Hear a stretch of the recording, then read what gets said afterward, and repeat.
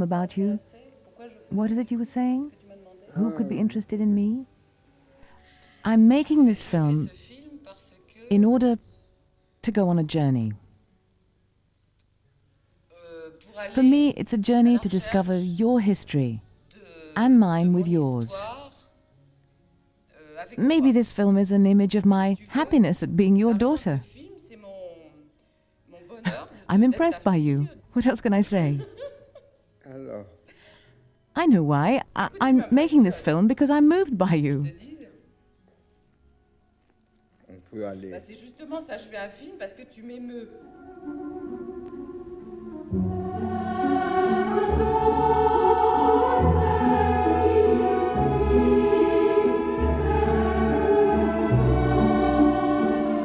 Ernesto Canto de Maya was born in 1890 in the islands of the Azores in the middle of the Atlantic Ocean. In the 1930s, the work of Canto de Maya was widely respected in Europe and America. After the Second World War, his work was overshadowed by the move towards abstract art and has only more recently enjoyed an increase of recognition. When a film crew arrived on the Azores in 1979, Canto de Maya was surprised, wondering what possible interest they could have in his life and work. During the making of this documentary, he began to realize that his work might possess present-day significance. This realization in his 90s gave him hope after many years of struggle. In 1994, the French Archives Director General and Heritage Secretary, Mr. Erland Brandenburg, said to Isabella Kent, the sculptor's daughter, "You are right to fight for the work of your father. Canto de Maya has tapped a current that needs to be rediscovered. We cannot reduce one century to just one vision. This 30s style is totally extraordinary, and now we are beginning to understand it much better."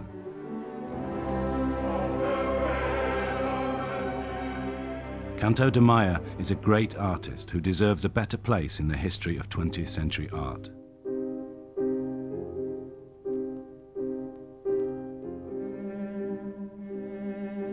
Ernesto was baptized in St. Peter's Church in Ponta Delgada. Canto de Maya's father was an agricultural engineer and poet. His mother was an open-minded and generous lady.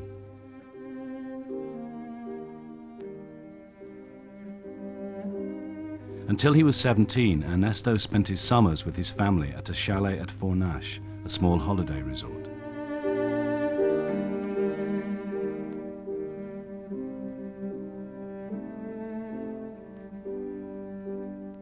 What I know about your father is that he had a very natural way of life. He was very close to the truth, completely without artifice. There are so many people who've become divorced from nature, destabilized by all kinds of pollutants.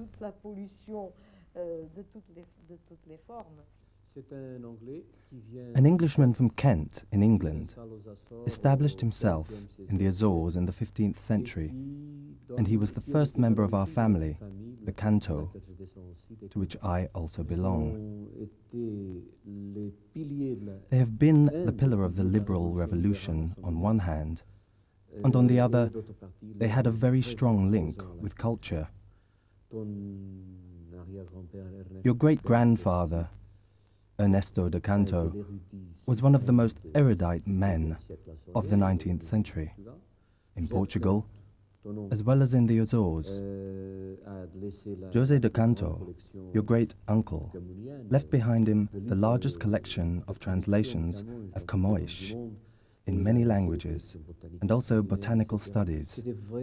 It is natural that your father, who inherited this legacy of culture, translated it into sculpture.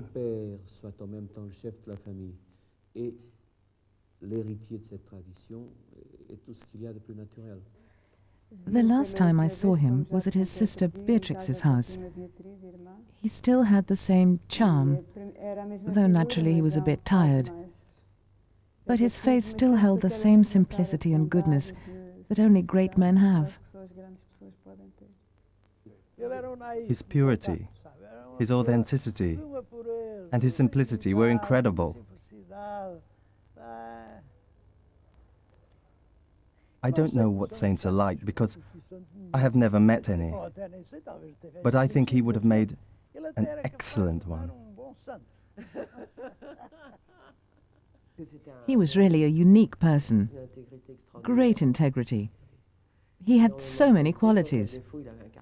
The negative aspect of him was that he had a dreadful temper.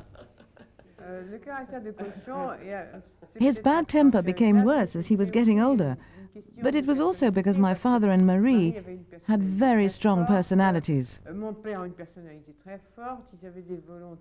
Their goals were opposed, and that's why they often clashed. Canto de Maya first felt the urge to sculpt at the age of 7, as he watched the potters of his native island. His mother encouraged him in his vocation, but his father disapproved. Finally, his parents reached a compromise. He was sent to the Academy of Fine Arts in Lisbon to study architecture.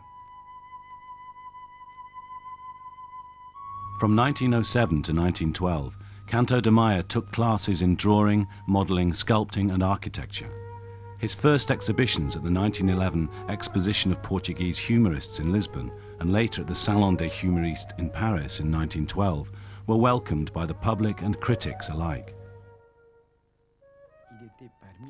The humoristic figures he sculpted for the Salon des Humoristes represented Parisian society of the time. They were much acclaimed. Life in Paris had a great influence on him and gave him a style and view much broader than the artists in Portugal.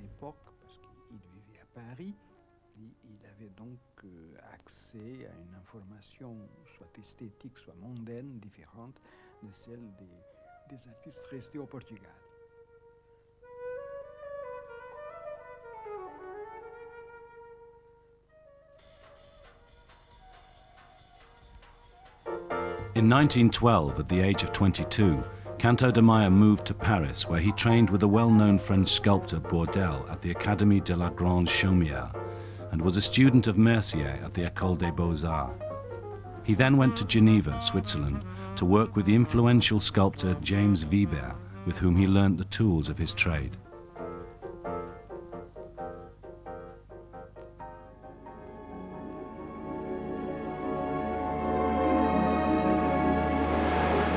In 1914, at the outbreak of the First World War, because of his Portuguese nationality, Ernesto returned to San Miguel in the Azores.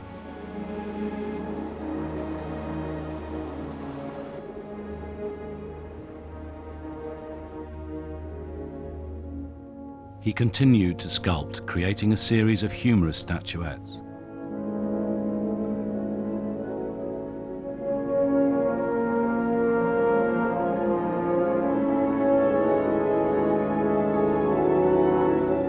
In late 1915, Canto de Maya experienced one of the many bouts of melancholy and self-doubt about his work that he was to struggle with throughout his life. Feeling unhappy with the unstimulating atmosphere on the island and still seeking a mentor to guide him in his work, Ernesto decided to go to Madrid, where he became a student of the sculptor Julio Antonio. Antonio was a major influence on Canto de Maya's work. Returning to Lisbon in 1919, he presented his first one-man exhibition at the Salon Bourbon and also in San Miguel in the Azores. Included in his exhibition catalogue was a quote from Maeterlinck: "Beauty should not be a feast isolated from everyday life, but should become an everyday celebration."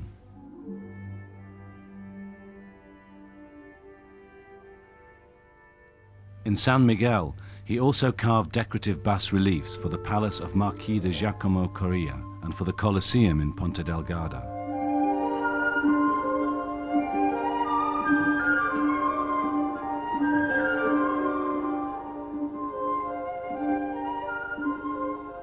It's interesting for me because having lived in New York for the last 3 years and seen kind of what's going on in art there, there is, at least in the gallery, the representation of art through galleries and the commercial aspect of it. There doesn't seem to be anything that departs from the kind of ramblings of Cubism and modernism and just kind of really egocentric art that reached its apex, I think, in the 50s and has been in decline ever since. But your father's work is like this treasure that's just been saved because he hasn't had the commercial exposure, I don't think, during his lifetime that kind of derailed what I think was his sense of beauty and what is obviously a vision that seems to have remained intact his whole life. Because looking at his earlier works through the pictures I saw of his later works, there's the same kind of respect and regard for the figure.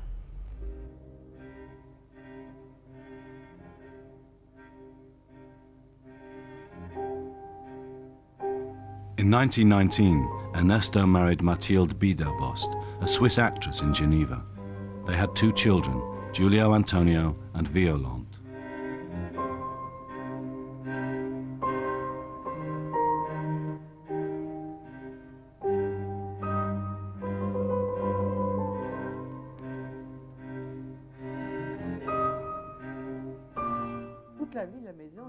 The life of the house was centered around the sculptures. When I was little, the studio was a sacred place full of statues, plaster casts, moulders, models, apprentices helping to make plaster casts. It was a real factory. And even my brother and I, when we were children, we posed as models for him.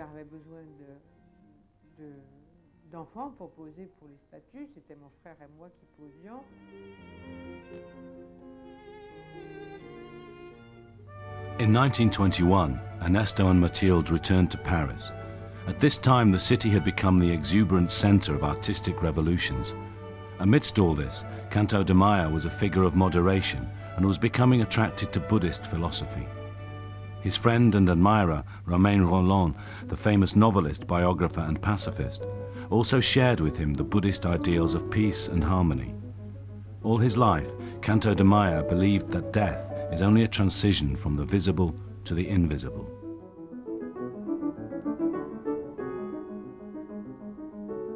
He built his studio on a plot of land purchased from his neighbor Paul Landowski, the sculptor, in Boulogne-sur-Seine.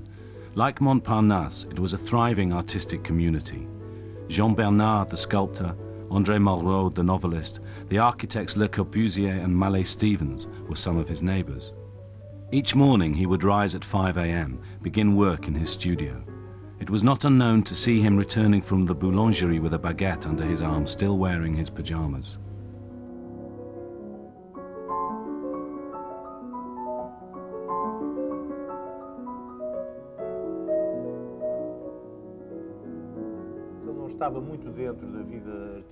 Because he liked to keep himself to himself and did not like the cafe life, he never really entered into the Portuguese artistic world.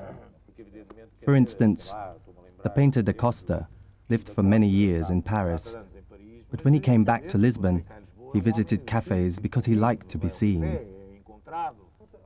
Whereas the journalist would say of Canto, he was someone who did not like to go to the Chiado because he did not like to be seen. My memory about Primo Ernesto Canto de Maya as a child that would like to be a sculptor is very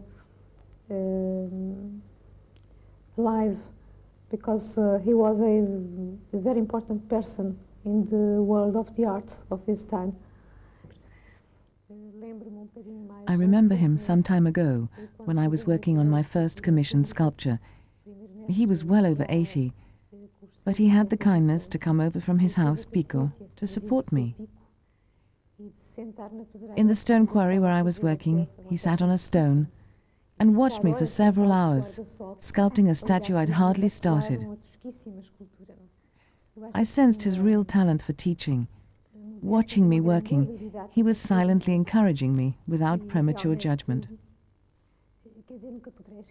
I'll never forget this extraordinary man.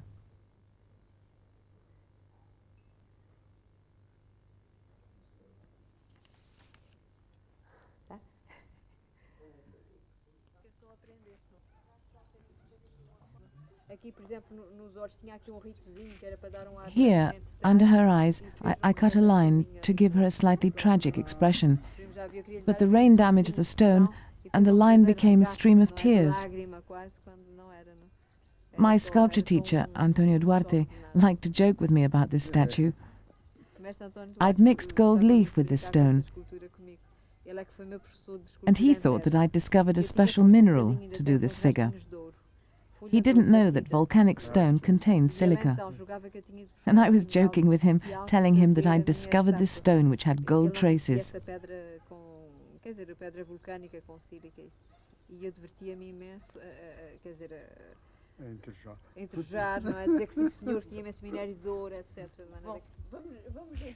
We have to go now. Somebody's waiting for us at home.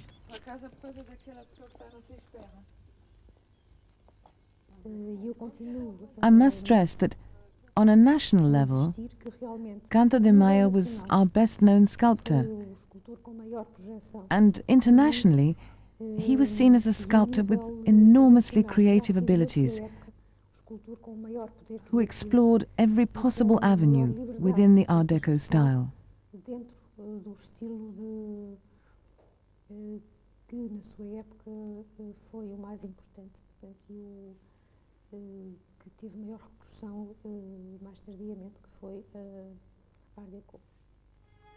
Between 1921 and 1940, Canto de Maia lived in Paris. In 1922, he presented Blessed Be the Fruit of Thy Womb. The work was greeted by a barrage of glowing reviews. In 1925, he received the gold medal at the International Decorative Art Exposition in Paris for his bas-reliefs Children at Play, and a diploma of honor for the statues Pomone and Flore. In 1935, the Jeu de Paume Museum bought his work Hymne d'Amour, which the critics proclaimed a masterpiece and flocked to the studio to view. He was awarded a Grand Prix in sculpture for his participation in the Portuguese pavilion at the International Exhibition in Paris in 1937. The American Magazine of Art in 1918 said, "If Ernesto Canto de Maia continues as he has begun, he will eventually win high recognition, not only in his home country, but in the world of international art." Thinking one other detail that came to mind too is that in a lot of the sculpture, the treatment of the hair is like seashells. He'll do strange, kind of like primitive designs in the hair of the men or the women in the sculpture. For example, in the Kiss, the hair comes down like seaweed. And then in some of the relief work, he has kind of that classic spiral of a snail as a hairstyle.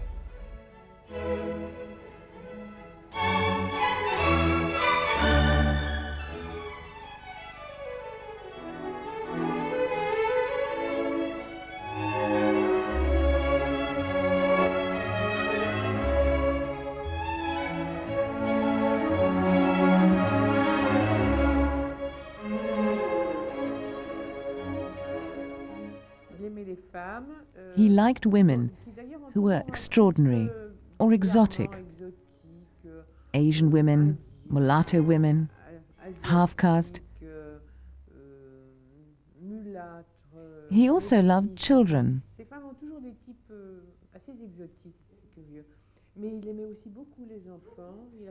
He made many busts and bas-reliefs of children and animals. Well, men inspired him rather less. But when he had to, yeah, he sculpted handsome men. So all these great men, these Portuguese navigators, he captured them very well. Their masculinity, their virility, the manliness of his historical subjects.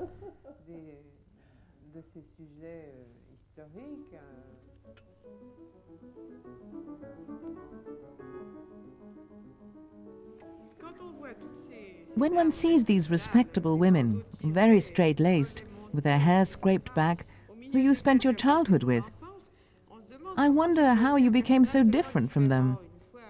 One day in Paris you... I don't know why.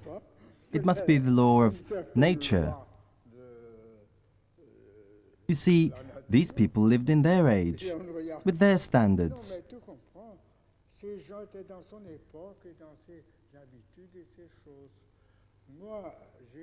I was brought up in the same way, more or less. Yes, but my mother was very broad-minded. But you were still brought up with those ideas, in that atmosphere, with those very rigid theories, with... But my mother was more enlightened.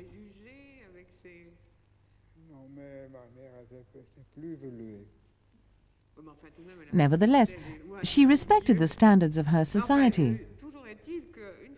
When you arrived in Paris, you changed completely. You suddenly weren't bothered about clothes. There are photos of you wandering in the streets of Paris in pyjamas. Yeah, in pyjamas. You wore sandals and didn't care about wearing a tie or anything. It was perhaps a reaction against their way of living. You didn't have long hair, at least not then. It wasn't fashionable.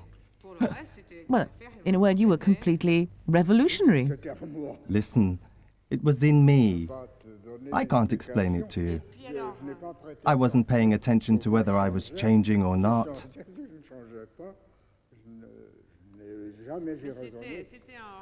Was it a reaction against society or against your own class? Or did you just simply feel like it? I don't know. It came naturally, without thought. If he had been someone in a novel, Ernesto Canto de Maya would have personified the oceanic horizons of the Azores.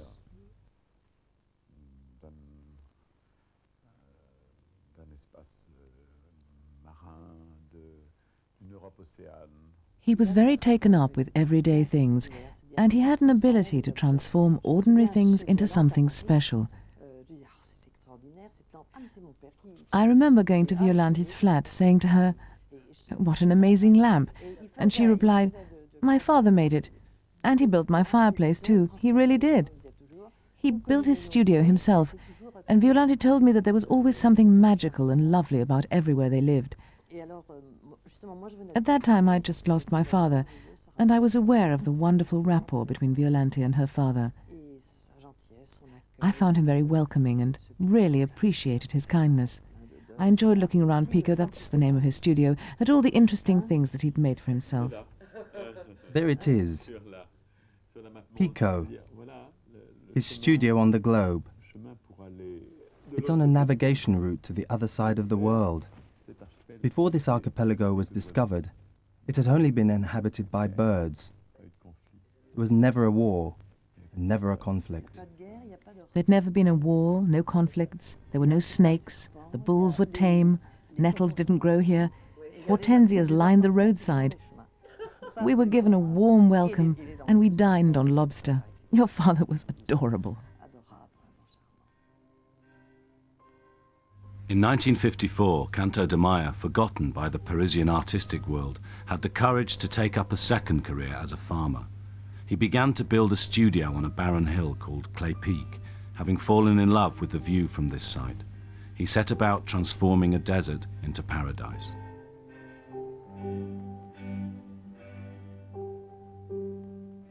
In the face of severe financial pressure, he took out a bank loan and cleared the uncultivated lands that he had inherited, making pastures, building irrigation systems and planting trees. His hard work during this period of 20 years or so finally allowed him a small measure of security at the end of his life. The construction of the house took 13 years to realize. He lived at the site whilst he was building, with no plumbing, no electricity, no telephone, no car, with buckets to catch the rainwater coming through the makeshift roof.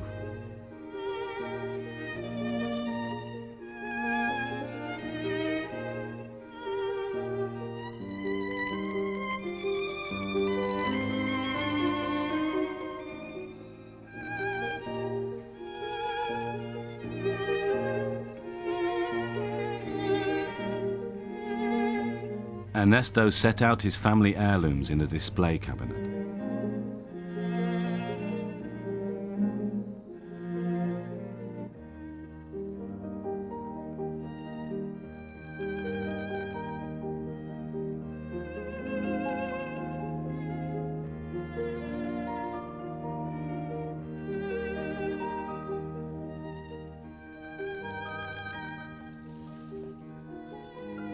He decorated his studio in San Miguel, making salon tiles in red, blue and gold.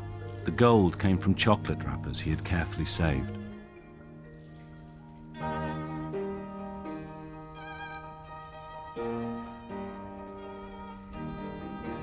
Canto de Maya mixed comfortably with the farm workers, whilst managing the affairs of the farm with care. He insisted that his pastures be neat and weeded regularly.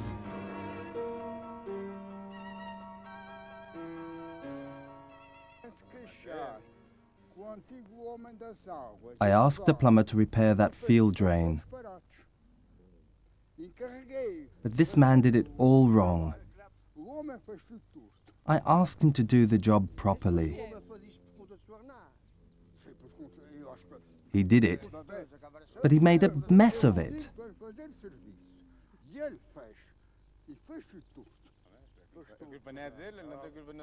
Well, it's not his fault. Maybe he wasn't clever enough to do it any better. He didn't care. Nowadays, most people just want to put the money in their pockets. Well, we have to fix them, but we need the bread to fix them. And it's the cash that is a problem. If it's bread you want, go get some flour and make bread. From the bread you get the cash.